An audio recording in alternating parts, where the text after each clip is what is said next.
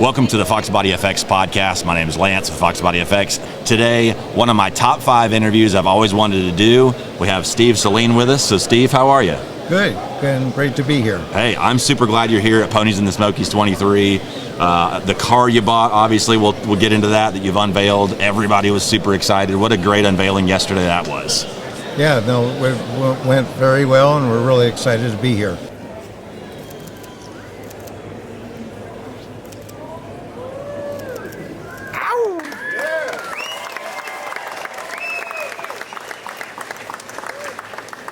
Obviously, it is a convertible. Awesome. And also have the President of Saleen Club of America, Reese, with us. How are you? I'm great. I'm good. Good. I'm glad you were here with us.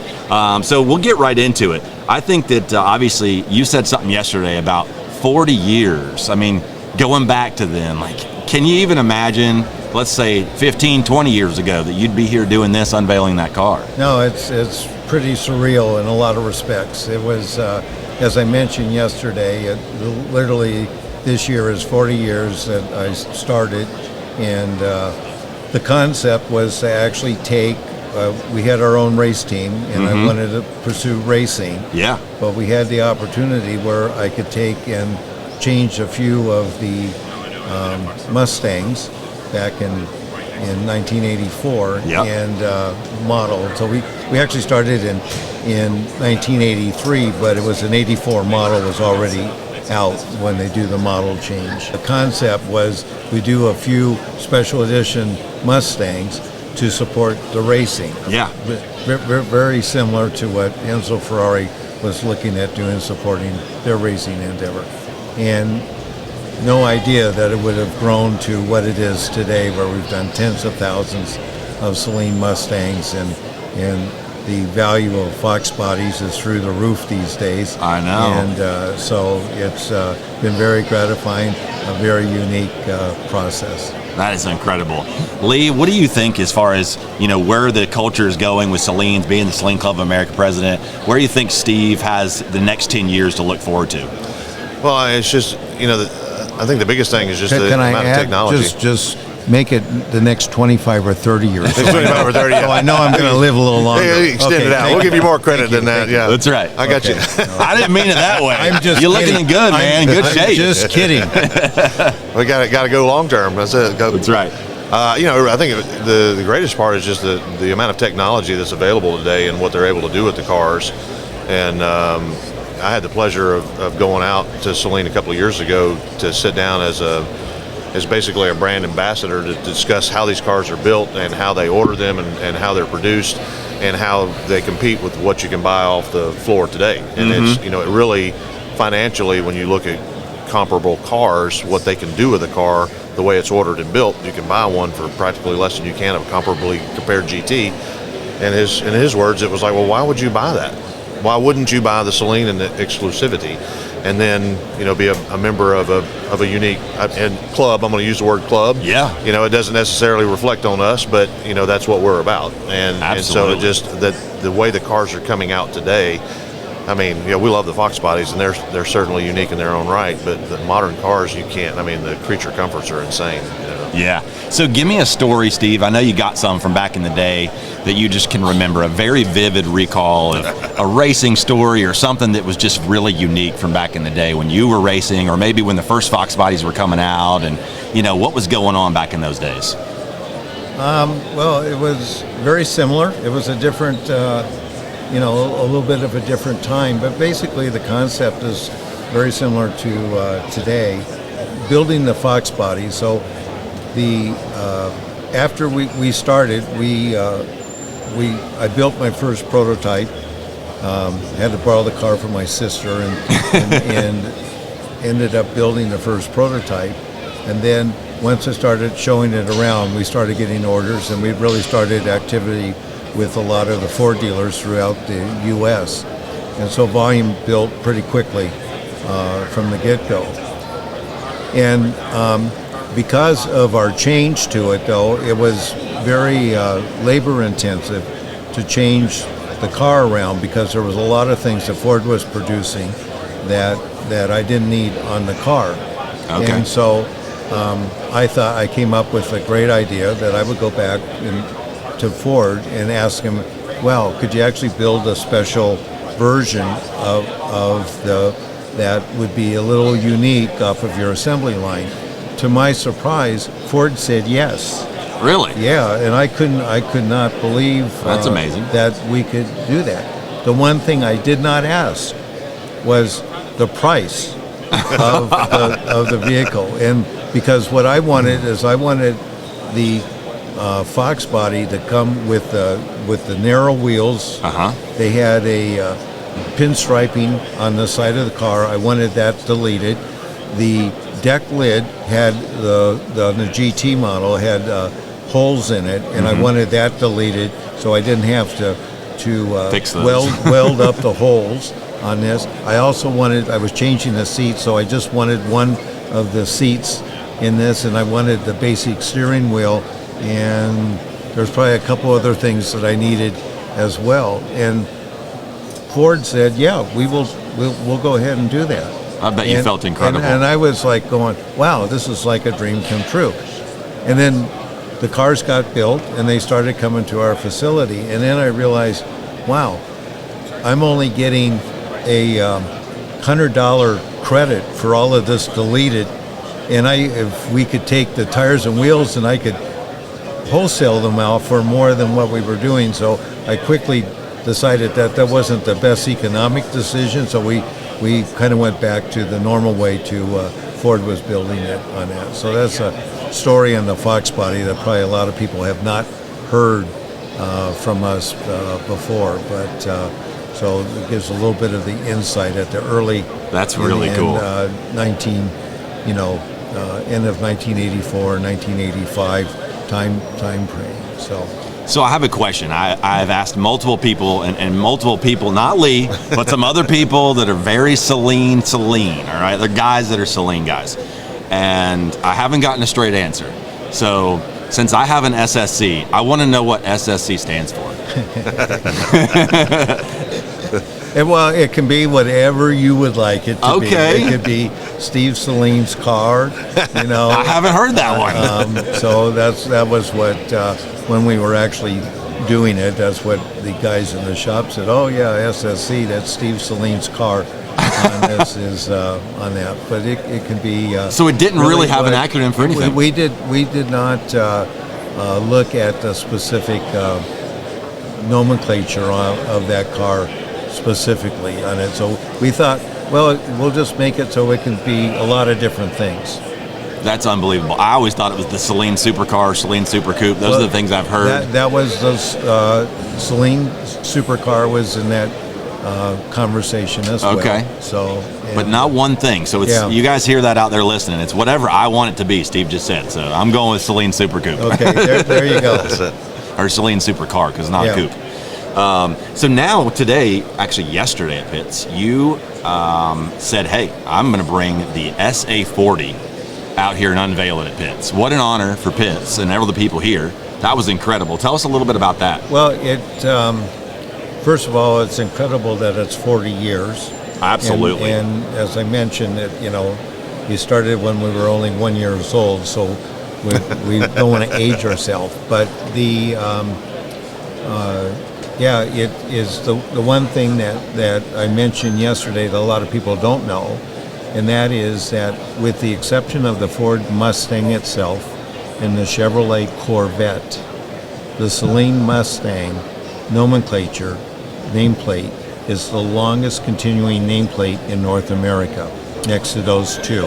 And we've made a Saleen Mustang every single year. Some years a lot more, some years a lot less. Yeah. But we have maintained that over the 40 years. And we thought, what a better place to do it with the enthusiasts and here in the middle part of the United States on this is to unveil our 40th anniversary. So we chose the Ponies and the Smokies and unveiled the 40th anniversary yesterday. We'll only make 10 of these, so it will become a very valuable collector type car. Oh yeah. And we always do the cars in white, yellow, or black, which is our racing colors. So we've held true. Sometimes they're coupes, sometimes they're convertible. Yesterday was a convertible. We usually carry something from old, something present, and something in the future. The cool thing yesterday, to give a glimpse of the future, was where we're going with our steering wheel and where we're going with the Saleen tonneau cover. Oh, it was gorgeous. With the dual hoop So beautiful. style bar on it. So we're pretty excited, and all of them are painted our special Speed Lab yellow with the right amount of pearl. Hopefully we'll get it out in the sun before we leave today, because when you see it in the sunlight, it takes on a whole different I got to get some look. pictures of that. That is gorgeous. And you're right, the tonneau cover, it is the best looking tonneau cover I've ever seen on a Mustang, or any car. Like, very good job. Yeah, the little we showed it around, people, you really have a difficult time figuring out if it's really a Mustang.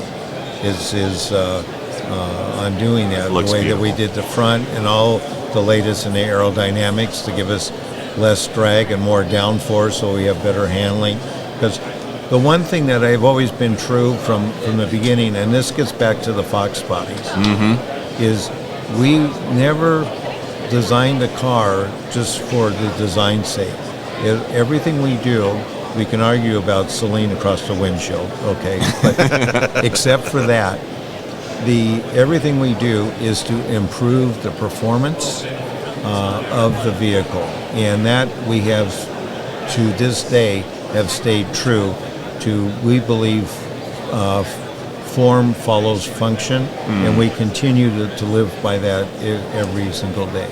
Absolutely. Where do you think the EV world lives with Saleen, and how long do you think you'll be before that has to happen? Well, we're already doing the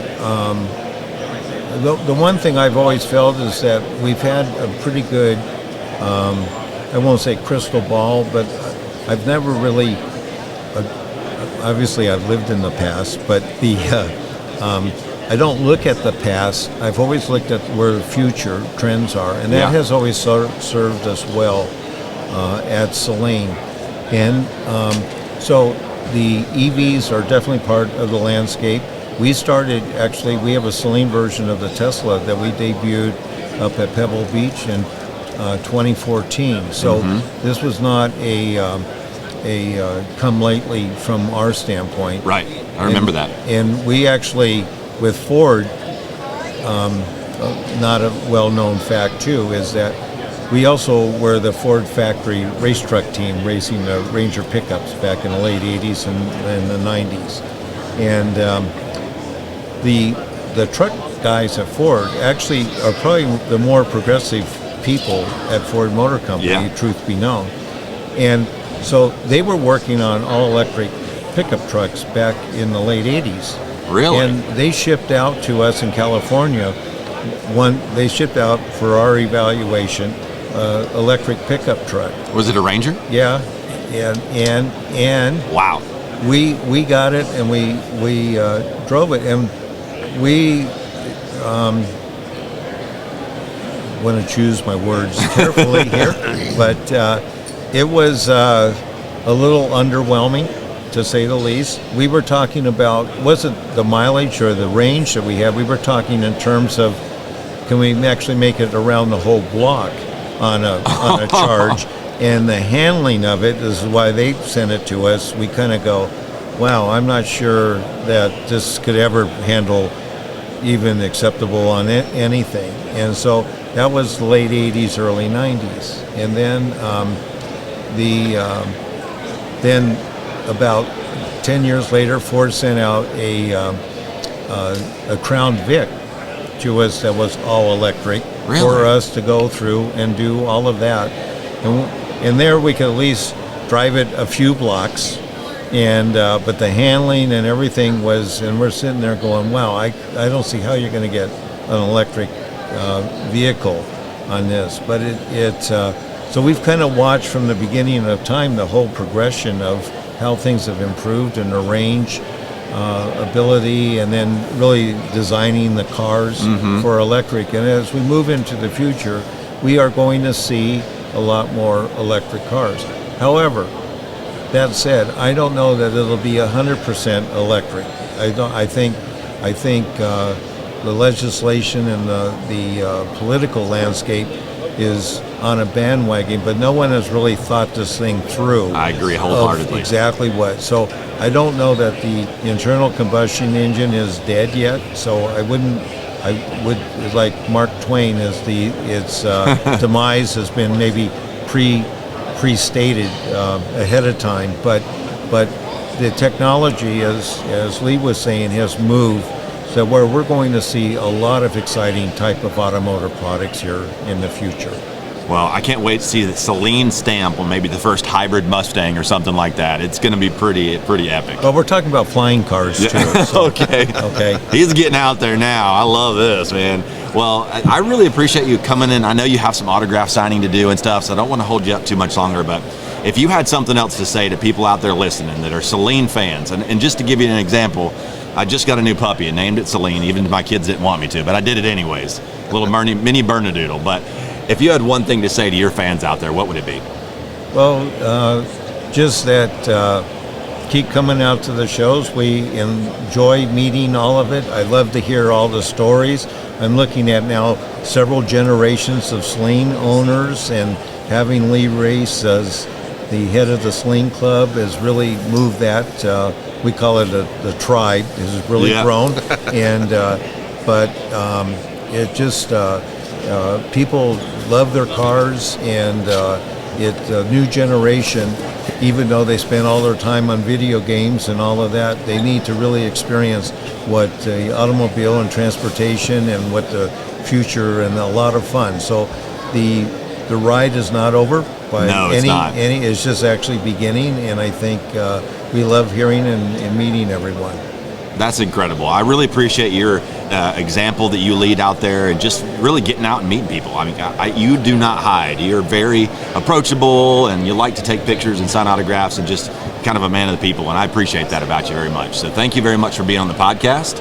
And I know you got to get to it. And it's great on just the Foxbodies. Those are a lot of fun, and maybe next time we can talk about racing Foxbodies. I would love to. A lot of your audience may want to hear some of the stories. Absolutely. And all of that. So we'll definitely do it again. Yeah, we'll have to do that. That would be wonderful. I do a lot of them remotely, so it's just through a computer. We have I think a schedule that the club has set up at one of the next major shows. We're going up to Carlisle. Oh yeah. And I have Fred Blum and Bob Smith, who were part of the racing team that we race, and I'll deny all of their stories, but I think that would be an interesting conversation on to do that, and how we had to get Parnelli Jones off the track in the Foxbody there. So you probably want to hear that story at some point in time. I would love to hear that. Steve, thank you so much for being on the podcast. Thank you.